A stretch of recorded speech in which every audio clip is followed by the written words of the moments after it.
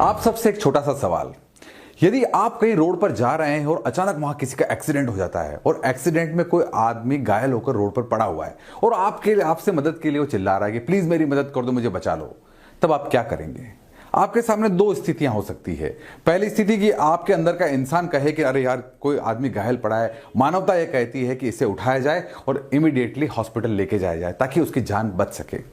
तभी आपके साथ में दूसरी स्थिति आ सकती है कि अरे यार मैं एक फैमिली मैन हूं, मेरा अपना परिवार है, मैं इसे कहां लेके जाऊंगा, पुलिस इंक्वायरी होगी, हॉस्पिटल इंक्वायरी होगी, पैसे खर्च होंगे, नहीं मैं काम करता हूं, इस झंझट में नहीं पड़ता हूं, मैं चलता हूं।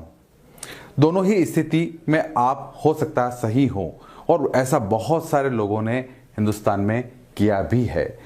मैं इस टॉपिक पे बात करूं इससे पहले मैं एक छोटा सा इंट्रोडक्शन देना चाहता हूं एक एनजीओ के बारे में, save life foundation. Save life foundation ने एक सर्वे कराया पूरे इंडिया के अंदर, और उन्होंने वहां पे बहुत मेजर सिटीज के अंदर वहां पे इस टॉपिक से रिलेटेड सर्वे कराया, और जो रिजल्ट्स थे वो बड़े चौंकाने वाले थे। चौंकाने वाले रिजल्ट थे कि जब पूरा सर्वे किया गया और पूछा गया कि भाई आपने इन रोड विक्टिम्स की मदद क्यों नहीं की, जब लोग घायल अवस्था में नीचे पड़े थे तो आपने मदद क्यों नहीं की, तो जो रीजन उन्होंने बताया वो बड़े चौंकाने वाले थे। उन्होंने सबसे पहली चीज उन्होंने कही कि I am afraid of police harassment. देखिए आप देख सकते हैं 33% लोगों ने कहा कि हमें ये पुलिस का झंझट नहीं चाहिए भाई, हम एक तो किसी की मदद करें और बाद में पुलिस। दूसरा 28% लोगों ने ये कहा कि भाई हम जितने भी जो कानूनी पछड़े में नहीं पड़ना चाहते, कोर्ट कचहरी कौन गवाही देगा, कौन कहां जाएगा, हम ये नहीं पढ़ना चाहते। दूसरा जो लोग थे उन्होंने बोला कि हमें नहीं लगता है कि इतनी हमारी जरूरत है, हम कुछ कर सकते हैं। उन्होंने बोला कि आई सी अदर पीपल हेल्पिंग विक्टिम, दूसरे लोग कर रहे हैं, कोई ना कोई पहुंचाए देगा, हमारी क्या जरूरत है, और बाकी सारे अदर्स। तो मेजर रीजंस आपने यहाँ पे देख लिए, और बड़ी चौंकाने वाली बात है कि हम मदद तो करना चाहते हैं, हम में से शायद ही कोई होगा जो मदद ना करना चाहता हो, लेकिन कुछ ऐसी चीजें हैं जो हमें मदद करने से रोकती है। अब क्या घायल लोगों को छोड़ देना चाहिए? क्या हमें किसी की मदद नहीं करनी चाहिए? क्या कोई ऐसा कानून नहीं है, कोई ऐसी व्यवस्था नहीं है जिससे हम मरते हुए लोगों को बचा सकें? दोस्तों आज का वीडियो इस टॉपिक पर बेस्ड है कि क्या हमें करना चाहिए ऐसी स्थिति में। क्या हमारे लिए कोई लॉज हैं, कोई लेजिस्लेशन है, और यदि हैं तो किस तरीके से? देखते हैं, आगे बढ़ते हैं और समझते हैं कि ये चीज क्या है। देखिए कुछ सबसे पहले हम बात करते हैं shocking facts about road accidents. कुछ खास वजहें हैं जिनको आपको जानना बहुत जरूरी है। पहला कि आप देखिए सिचुएशन बता रही है कि 29% उन लोगों से जब सर्वे कराया गया और सेव लाइफ फाउंडेशन की तरफ से, तो उन्होंने कहा कि सिर्फ 29% लोगों ने कहा कि हाँ हम तैयार हैं किसी घायल को हॉस्पिटल पहुंचाने के लिए, बाकी लोग विलिंग नहीं थे। दूसरी बात, केवल 28% लोगों ने कहा कि हाँ हम एम्बुलेंस को कॉल करेंगे। एक सर्वे हुआ, उन्होंने बोला हाँ हमने कॉल किया है या हम करेंगे। सिर्फ 28% लोग, बाकी लोग नहीं।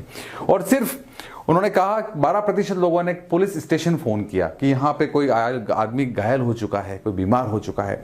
सिर्फ 12% लोगों ने स्वीकार किया। बड़े शॉकिंग फैक्ट्स हैं। आप सोचिए अगर आपके और हमारे साथ कुछ ऐसा हो जाए तो ऐसे लोगों की तादाद बहुत कम है। क्यों? कि ऐसे कानून नहीं है, ऐसी व्यवस्थाएं नहीं है। और ऐसी स्थिति में अब आगे और भी जो स्थिति है आप समझ सकते हैं कि क्या है। अगर हम रोड एक्सीडेंट की बात करें हिंदुस्तान के अंदर तो स्थिति और भयावह है। एक कुछ फैक्ट्स और फिगर्स मैं आपको दिखाना चाहता हूं, आपको पता चलेगा कि कितनी बुरी स्थिति है। एक्सीडेंट की यदि हम बात करें तो हर साल हिंदुस्तान में करीब करीब 5 लाख के आसपास यहाँ पे लोगों का एक्सीडेंट होता है, और करीब करीब 4.8 लाख इसमें लिखा हुआ है, करीब करीब 5 लाख मान लेते हैं राउंड फिगर में, ये इतने लोग घायल हो जाते हैं।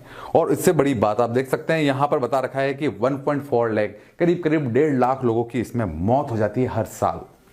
उससे भी शॉकिंग बात आप देख सकते हैं यहाँ पर ये बता रखा है कि हर 16 लोग जो होते हैं यहाँ पर रोड एक्सीडेंट में इनकी डेथ होती है। 16 लोग हर घंटे में हमारे हिंदुस्तान में डेथ हो रही है। तो आप समझ सकते हैं कितनी भयावह स्थिति है और कितनी ज्यादा हमें अटेंशन देने की जरूरत है। देखिए हम समस्या की बात तो कर रहे हैं, लेकिन इसी वीडियो में हम बात करेंगे इसका समाधान क्या है। आप देखते रहिए और इसी तरीके से हम आगे बढ़ते हैं। अब मैं WHO वर्ल्ड हेल्थ ऑर्गेनाइजेशन का एक बहुत इंपॉर्टेंट जो कोटेशन है या जो उन्होंने इस बारे में अपने राय व्यक्त की है, मैं वो बताना चाहता हूं। WHO ये कहते हैं कि जितने भी रोड एक्सीडेंट होते हैं और जितने विक्टिम्स हैं जो घायल हैं, यदि शुरू के 15 मिनट में उन विक्टिम्स को अगर सही जगह हम पहुंचा दें तो उनकी शायद जान बचाई जा सकती है। जितनी भी डेथ हुई हैं 50% लोग वे थे जिनको यदि शुरू के 15 मिनट में यदि केयर मिल जाती तो वे आज जिंदा होते। दूसरी बात उन्होंने ये भी कहा कि अगर शुरू के 1 घंटे में, जिसे हम गोल्डन आवर कहते हैं मेडिकल टर्मिनोलॉजी में, कोई भी पेशेंट जिसका एक सीरियस एक्सीडेंट हुआ है उसको हॉस्पिटल ले जाने का जो समय है, मेडिकल केयर का जो टाइम है, उसे हम गोल्डन आवर कहते हैं। यदि हम उन सभी को बचा सकते थे यदि उनको गोल्डन आवर में हम शिफ्ट कर दिया जाए। इससे भी एक शॉकिंग कोटेशन आप देख सकते हैं, यहां पे एक आंकड़ा लिखा है, there is 1 death every 4 minutes due to a road accident in India. हर 4 मिनट के अंदर आप देख सकते हैं यहां पे एक डेथ होती है। तो बड़ी चौंकाने वाली स्थितियां हैं और हम सभी को जानना बहुत जरूरी है। अब ये सब स्थितियां तो है, लेकिन इसके बाद क्या कर सकते हैं? क्या हम कुछ कर सकते हैं? क्या हमारे पास कोई सॉल्यूशन है? और है तो क्या है, इससे समझते हैं। इससे पहले एक बार एक आंकड़ा देखें, आपको एक और आपके लिए आई ओपनर है, आपकी आंखें खुल जाएगी। इसमें बता रखा कि आप देख सकते हैं रोड एक्सीडेंट की यदि हम बात करें, हम यूएस और इंडिया को अगर हम कंपेयर करें, तो आप यूएस में आप देख सकते हैं करीब करीब 22,11,439 ये जितने जो है रोड एक्सीडेंट्स वहां पे यूएस में होते हैं हर साल। और इंडिया के अंदर हम बात करें तो आप देख सकते हैं 4,80,652 ये रोड एक्सीडेंट का रेशियो है इंडिया और यूएस में। आप देख सकते हैं यूएस में बहुत ज्यादा, हमसे कई गुना ज्यादा एक्सीडेंट वहां पर होते हैं। लेकिन यदि डेथ की बात करें हम लोग, तो हम लोग इसमें कई आगे हैं। हमारे पे यहाँ हर साल 1.5 लाख लोग सिर्फ रोड एक्सीडेंट में अपनी जान गंवा देते हैं, जबकि यूएस में सिर्फ 37,461 है। तो हम अब हमारे लिए सोचने का पार्ट है कि यार हमारे यहाँ ये सब ऐसा क्यों होता है? क्या हमारे लॉज कमजोर हैं? क्या हमारे यहाँ पे जो ट्रैफिक जो व्यवस्थाएं हैं वो इस प्रकार की है जो ठीक नहीं है? क्या कारण है? और यदि इन सब चीजों को देखते हैं तो अब एक सवाल हमारे सामने आके खड़ा होता है, ठीक है साहब, हम मदद करने को तैयार हैं, लेकिन क्या, what problem can I face if I take an unknown road accident victim to hospital? चलो मैं तैयार हूं, मैं हॉस्पिटल को लेकर ले जाने तैयार हूं, लेकिन कहीं ऐसा तो ना कि मैं खुद फंस जाऊं, मुझे पुलिस इंक्वायरी का सामना करना पड़े, हॉस्पिटल जितनी भी जो अव्यवस्थाओं का सामना करना पड़े। क्या करना चाहिए मुझे? दोस्तों, आज के इस सोल्यूशन के लिए इस वीडियो में हम आज डिस्कस करने वाले हैं और मैं आपको बताने वाला हूं कि एग्जैक्टली हमें क्या करना चाहिए। बने रहिए हमारे साथ, देखते रहिए नॉलेज किंगडम।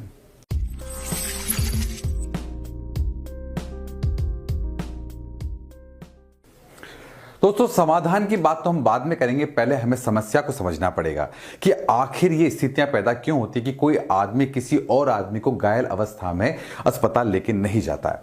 यदि हम उन रीजंस की बात करें तो हमारे पास यहाँ पे बहुत सारे रीजंस हैं, और यदि उन रीजंस की लिस्ट बनाई जाए तो पहला रीजन आता है हमारे पास पुलिस हरासमेंट।